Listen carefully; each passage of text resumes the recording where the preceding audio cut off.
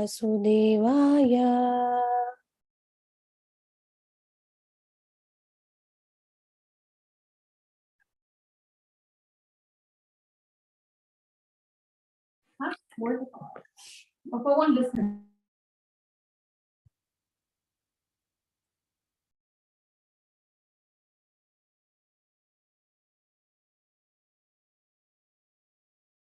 Sixth chapter, Narada's previous life.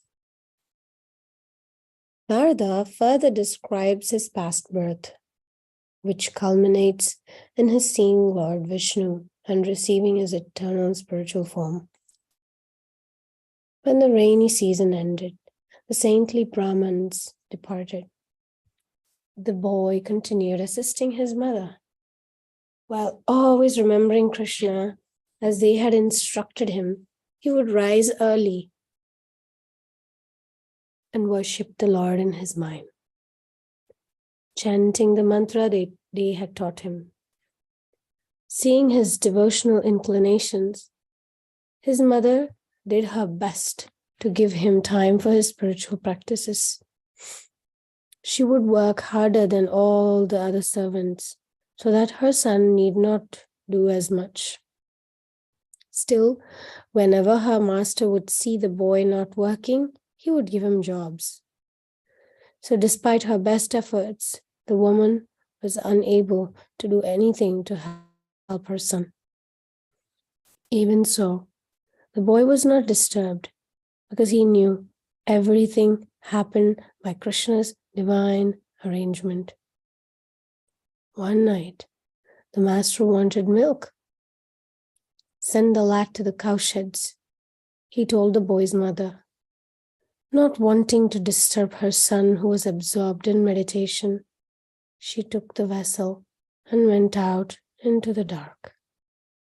As she walked by the scant moonlight, she stepped on a coiled snake which immediately bit her. She screamed in pain and terror and stumbled back to her room. There, she collapsed to the floor and withered in agony in front of her alarmed son. "Snake!" she cried repeatedly. The boy ran over and knelt by his mother, frantically examining her to find the bite. The venom quickly coursed through her veins. Within a few minutes, the woman died as her son loudly chanted Krishna's name. The boy cradled his mother and wept, stroking her forehead. Why had Krishna let this happen? Was it to make him detached? As long as his mother lived, he would have stayed to assist her. The Lord, however, had taken her. He now had no reason to stay there in the association of materialists. Out of his causeless mercy, Krishna had freed him from all obligation. Surely he should leave at once. Unseen by anyone, the boy immediately walked out into the night, taking only a blanket wrapped around his shoulders, following the light of the pole star, which the ascetics had once shown him. He headed toward the north, determined to become an ascetic.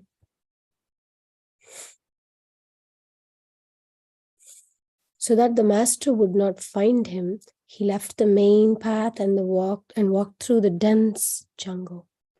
That night he curled up beneath a tree with his blanket around him and slept.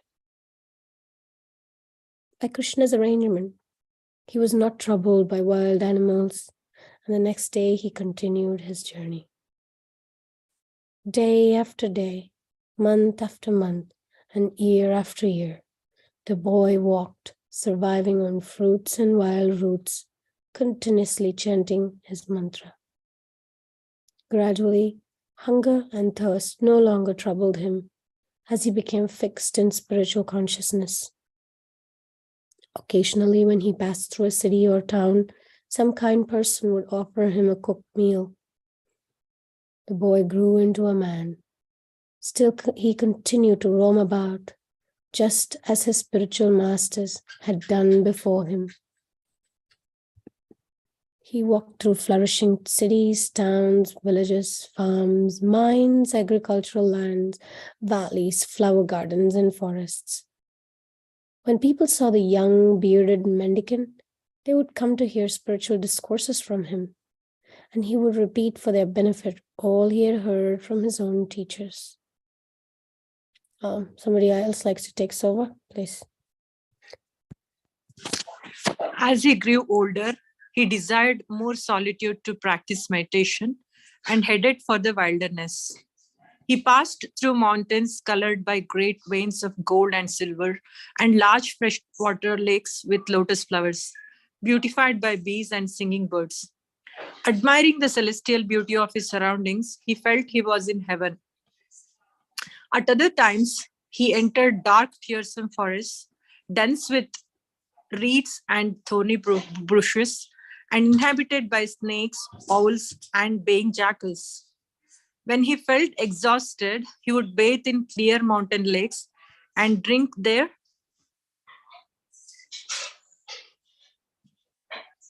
cool water. Feeling refreshed, he would sit under the shade of a tree and meditate on Krishna with feelings of ecstatic love, intoning his mantra, his eyes brimming with tears of longing to see the Lord.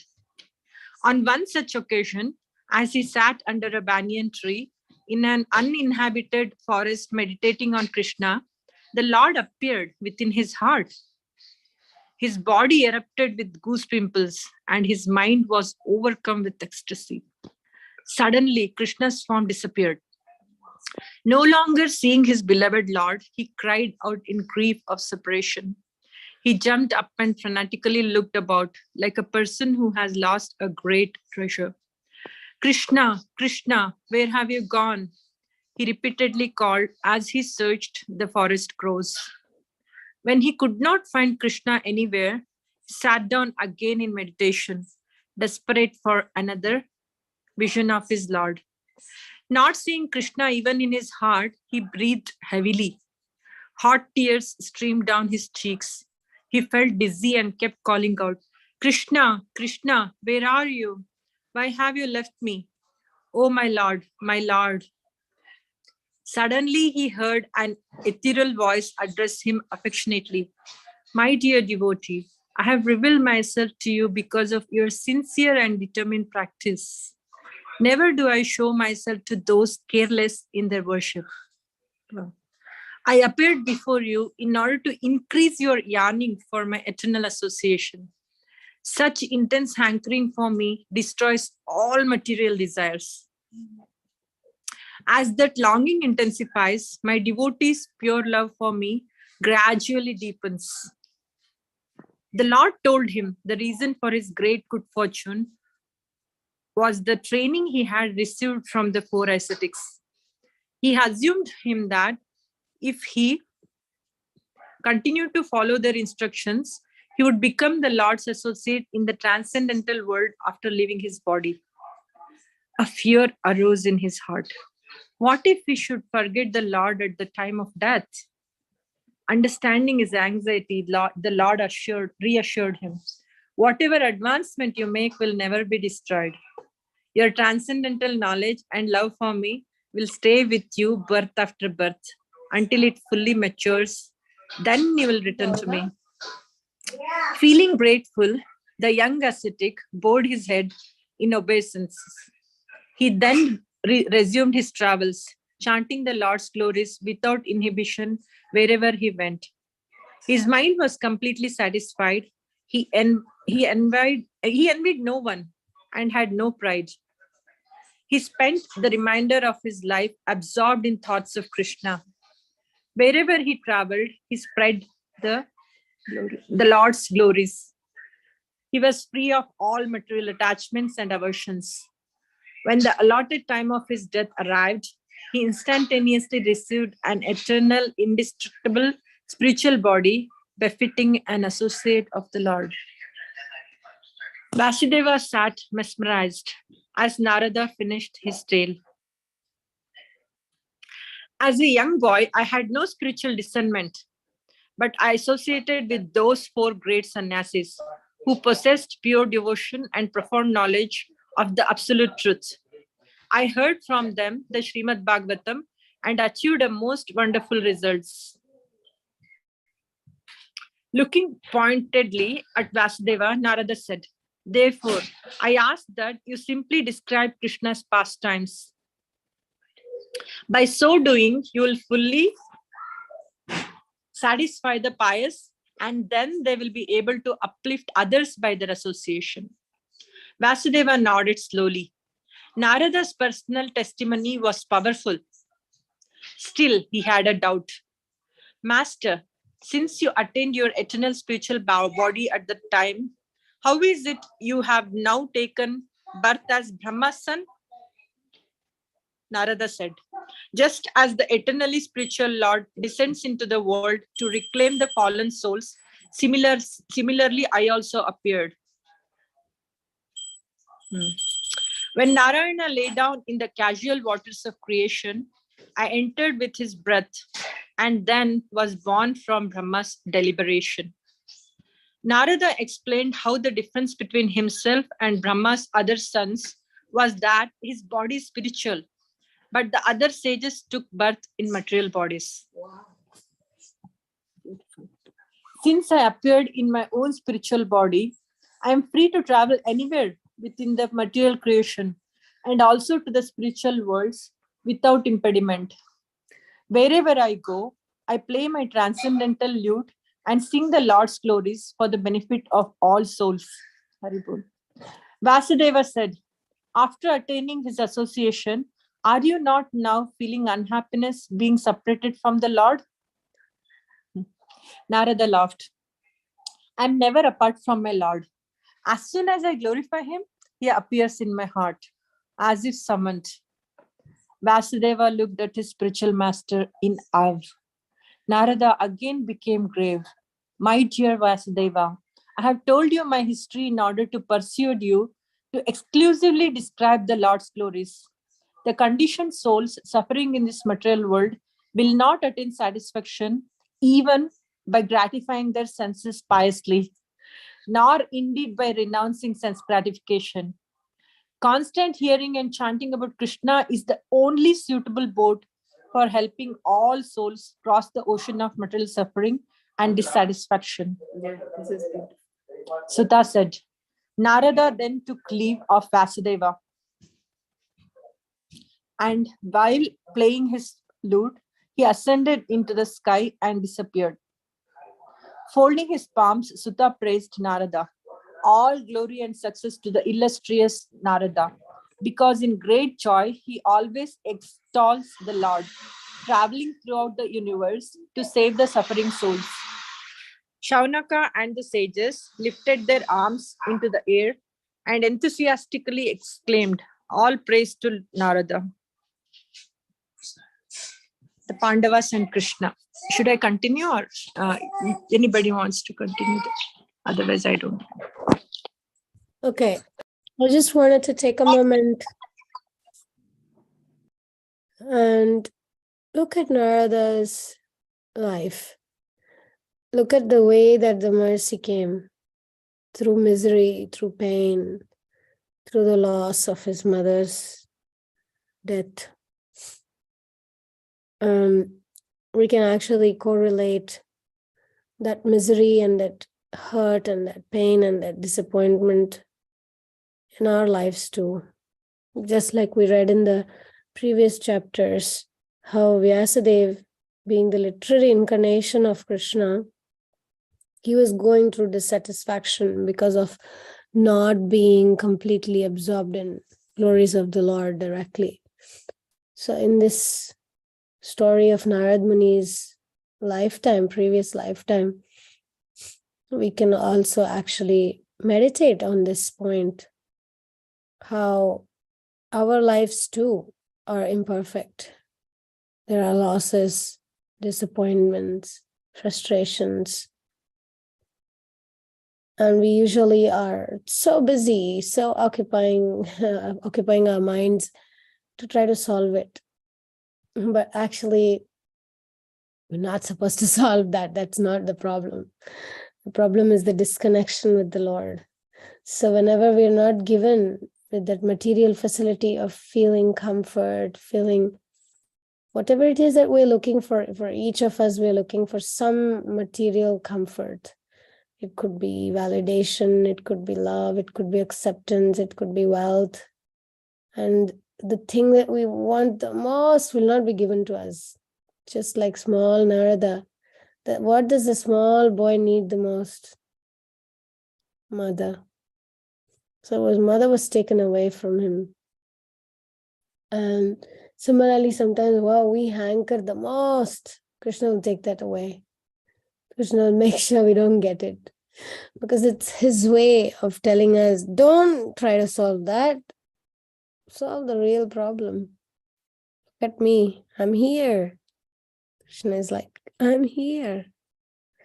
So, yeah, this is my realization that when I feel neglected by people around me, it's essentially Krishna telling me, you're neglecting me, my child. Did you chant your rounds? Did you do your Bhagavatam reading? Did you do your connection with me? And then I'm like, or I'm feeling those emotions because Krishna is a person, you see. Krishna is a person. And what impressed me is also the way Narad Muni sincerely, he sincerely dedicated to that practice. Whatever he learned from the sages, he earnestly did it. And you know what really caught my attention, that sentence? Where was that? Here, this point here. Never do I show myself to those careless in their worship. And that caught my attention actually, because careless can be of different levels. Careless can be not regular, careless can be not consistent, careless can be not emotionally aware, careless can mean not honest, so many things. And worship can also mean so many things. So I was just thinking, please, Krishna, help me to be careful in my worship towards you. If you have anything else to share, any other lessons from this chapter, it's a very intense chapter, very, very intense chapter.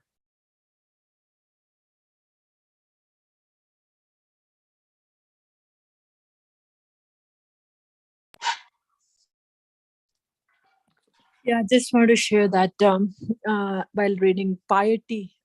So Vasudeva says, even those who are pious, they'll be benefited only by hearing Lord's glories.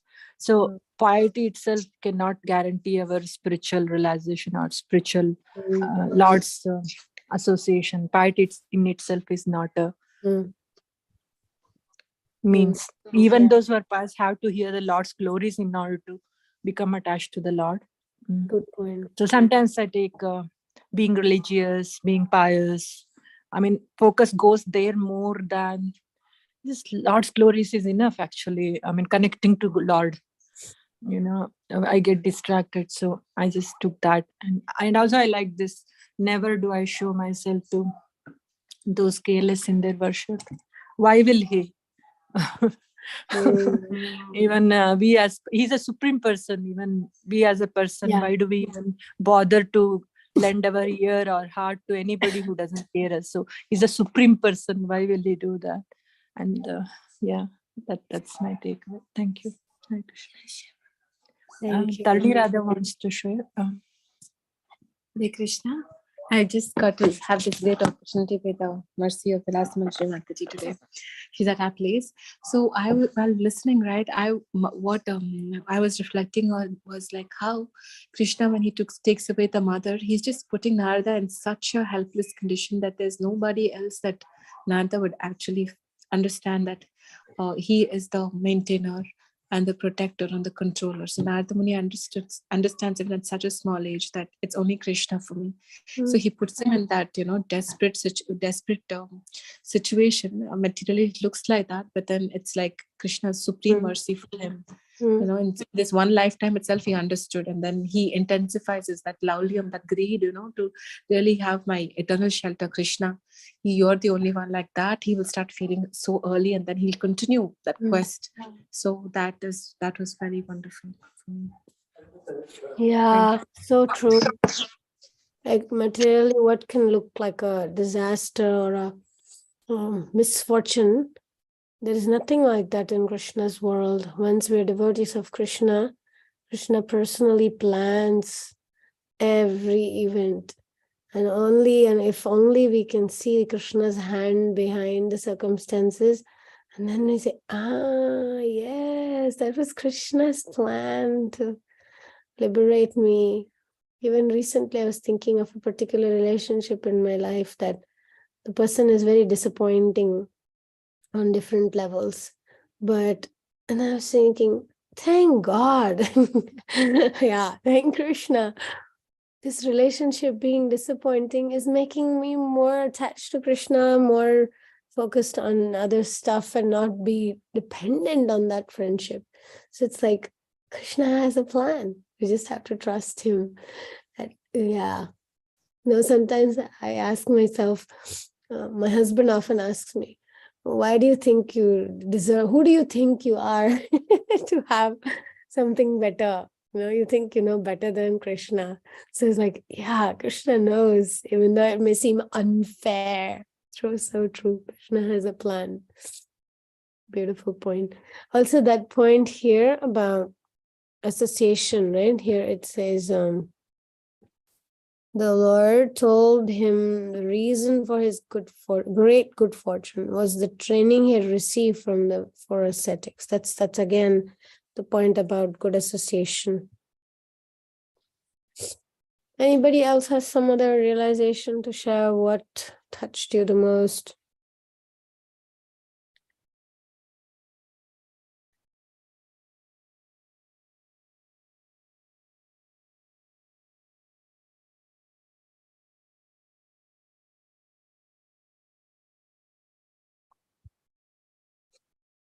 Okay. He also had so much of gratitude towards the mercy that he receives from these gurus, right? He never gives it up. Like just like how that Gopakumar in the Brihad Bhagavatamrita, right? Bhagavatam.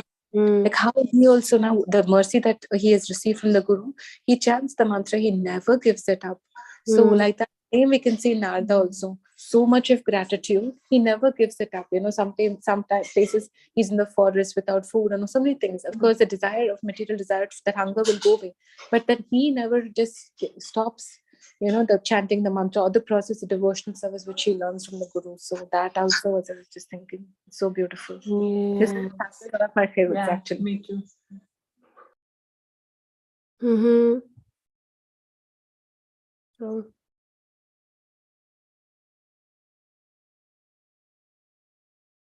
So thank you very much for your participation, because this is a rich chapter.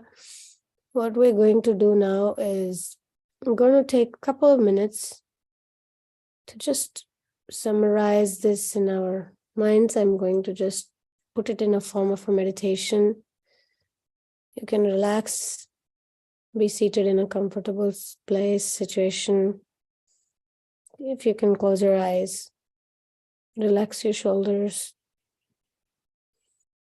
and let's express our deep gratitude to the Guru Parampara. Narad Muni, who is one of our acharyas in the Sampradaya, who is the son of Brahma, who had a lifetime, a life history, where the storm of his life brought him closer to Krishna.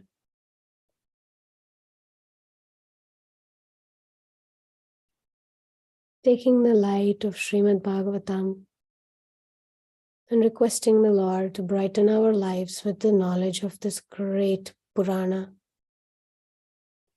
Let us offer ourselves at the lotus feet of Sri Hari. My dear Lord Krishna, please show me your hand in my life. The storms in our lives, the disappointments, frustrations, all the unpleasant experiences. May I trust that it is your will and your plan to help me to grow, to mature, and to come closer to you. Just as Narada Muni kept calling out, Krishna, Krishna, where are you? Why have you left me, oh my Lord? When difficulties hits us, may we call out to you, my dear Krishna. May we find you in our difficulties and not try to soothe our pains with some supplements.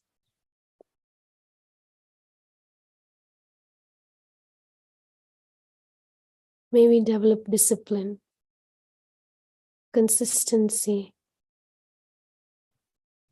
and devotion in how we worship you. My dear Lord, please grant me carefulness in my service. May I carefully continue to worship you. Please always keep me in the association of devotees so that the hankering for all material desires can be destroyed and the longing and the desire to chant your holy names may it gradually deepen. I offer myself to you, my Lord, the good and the bad. Please remove every single character defect, every single circumstance that is blocking me from my service to you and your devotees. Please give me the strength to do your will.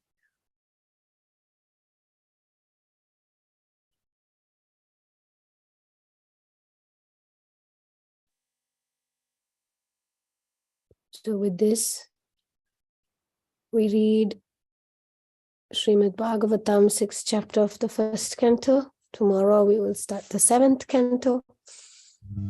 And I suggest that you might journal more about whatever comes up for you. These words of Srimad Bhagavatam are very powerful. They can bring a transformation in our hearts, in our minds. Now we open this meeting for affirmations. You might take your own personal affirmation for today, for the rest of the day, or for your night. And this shall not be recorded. So we will end the live session here. Hare Krishna for those